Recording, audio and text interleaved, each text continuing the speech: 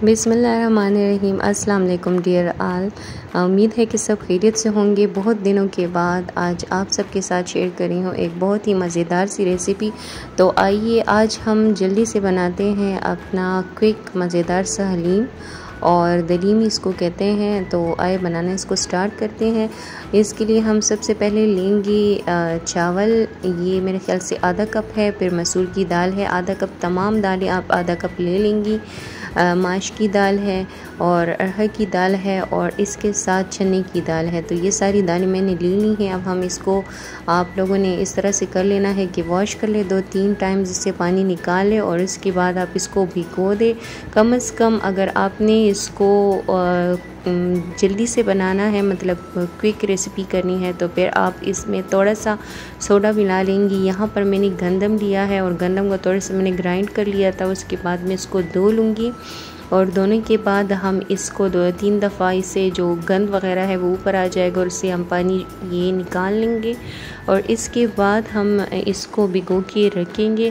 फिर ये तमाम दालें और साथ में इस गंदम को मैं प्रेशर कुकर में डालूँगी, क्योंकि हमने इंस्टेंट और क्विक रेसिपी तैयार करनी है। साथ में 1 टेबल स्पून इसमें डालूँगी बेकिंग सोडा। बेकिंग सोडा से ये होगा कि ये सारी दालें जो हैं तो अच्छी तरह से गल जाएंगी और बहुत कम वक्त लगेगा इनमें इनके गलने में। तो ये सारी जो दालें हैं साथ में गंदम है वो मैं डाल रही हूँ। अब हम इसको थोड़े से मिक्स कर लेंगे। इसमें पानी ऐड कर लेंगे, अपने हिसाब से आप पानी डालेंगे कि ये सारी दाल इसमें अच्छी तरह से गल जाए। यहाँ पे मैं 1 टेबल स्पून डाल रही हूँ हल्दी, और साथ में 1 टेबल स्पून में डाल रही हूँ इसमें नमक अपने हिसाब से कम ज़्यादा कर सकते हैं।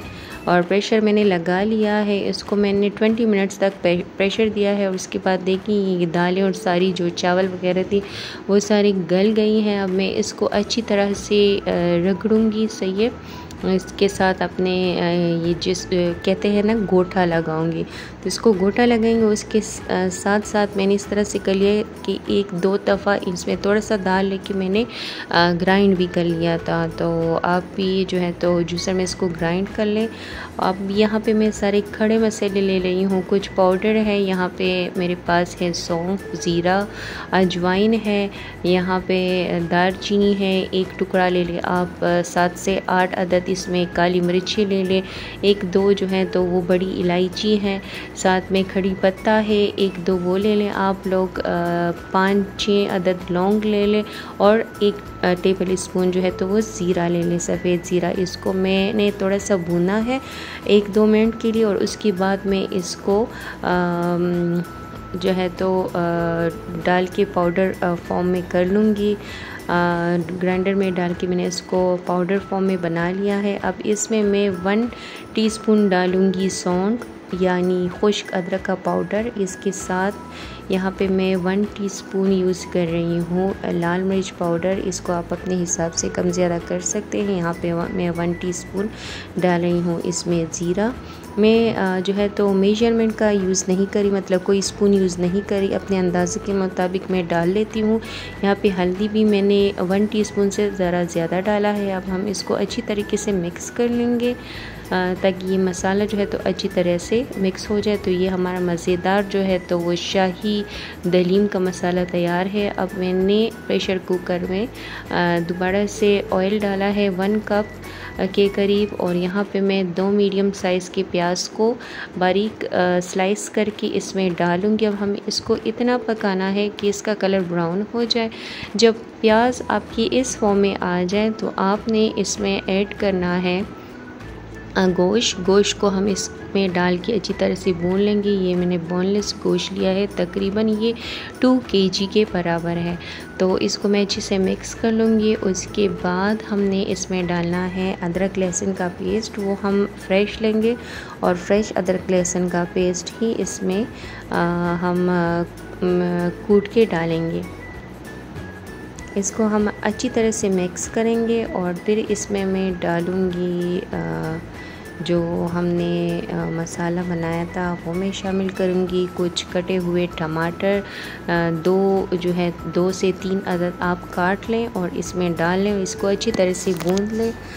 जब टमाटर इसमें बिल्कुल गायब हो जाएं और इसकी अच्छी सी बिनाई कर लें तो आप फिर इसमें शामिल कीजिएगा तकरीबन 5 से 6 कप पानी और या 3 से 4 गिलास पानी इसमें आप डाल लें। इतना पानी डालें कि आपको अंदाज़ा मतलब हो जाए कि ये गोश्त इस पानी में अच्छे से गल जाएगा। यहाँ पे मैं बीफ का इस्तेमाल कर रही हूँ क्योंकि बीफ को गलाने के लिए ज़रा टाइम ज़्यादा लगता है। तो आप अगर चिकन ले रही हैं या मटन ले रही हैं तो वो अपने हिसाब से आप उसको प्रेशर दीजिएगा और टाइम उसका सेट कर लीजिएगा। अब इसको मैं तकरीबन 30 to 45 मिनट्स तक प्रेशर दूँगी। तो ये देख लें ऑयल कितना ऊपर आ गया है, बहुत मज़ेदार सा ये अब लुक देख लो और ग्रेवी इसकी चेक कर लें। अब इससे मैं ये सारा गोश्त हटा के इसको मैं बिल्कुल वो कर लूँगी, रेशे कर लूँगी। और साथ में ये जो हलीम को जो मैंने गोटा हुआ था, देख लें आप ये मिक्स जो दालें हैं वो कितने मज़ेदार सी लग रही हैं। अब इसमें ये रेशे वाला जो गोश्त है वो शामिल करूँगी, जो मैंने श्रेडेड कर लिया था। साथ ही में जो वो यखनी जो गोश्त की बनाई हुई थी मसालों से, वो हम इसमें ऐड कर लेंगे और इसको अच्छे से हम मिक्स करते जाएंगे ताकि बिल्कुल हलीम की सी शेप आ जाए और जो हमने वो गोश्त के रेशे डाले थे वो बिल्कुल इसके साथ बिल्कुल मिक्स हो जाए। अब मैंने अदरक के थोड़े से छोटे छोटे चंक्स इसमें डाल दिए हैं, ये इसमें बहुत अच्छे लगते हैं। अपने इसको अच्छे से मिक्स करते रहना है क्योंकि इसमें ये गोटना और मिक्स करना ये सारी जो चीज़ें हैं वो बहुत वो करती है ना। तो अब यहाँ पे अब हम तड़का तैयार करेंगे। तड़के के लिए भी तकरीबन मैंने आधा कप लिया है ऑयल। इसमें मैंने ऐड किया है वन अनियन जो बराबर का साइज़ है, मतलब बड़ा सा प्याज था, वो मैंने इसमें ऐड किया है। इसको मैं ब्राउन करूँगी, आधा प्याज में निकालूँगी, आधा हम ऑयल में रहने देंगे और साथ में लहसुन को कूट के इसमें डालेंगे। जब ये ब्राउन हो जाएगा तो ये तड़का हम इसमें गरम गरम डाल देंगे। थोड़ा सा घी तड़के से मैंने अलग कर लिया था क्योंकि हम ये गार्निश के लिए फिर यूज़ करेंगे। इससे बहुत अच्छा टेस्ट भी आता है और लुक भी इसकी अच्छी आती है। तो अब घी में मैंने थोड़ा सा हलीम मसाला जो बचा के रखा हुआ था, तकरीबन आधा टीस्पून, वो इसमें मैंने डाला है।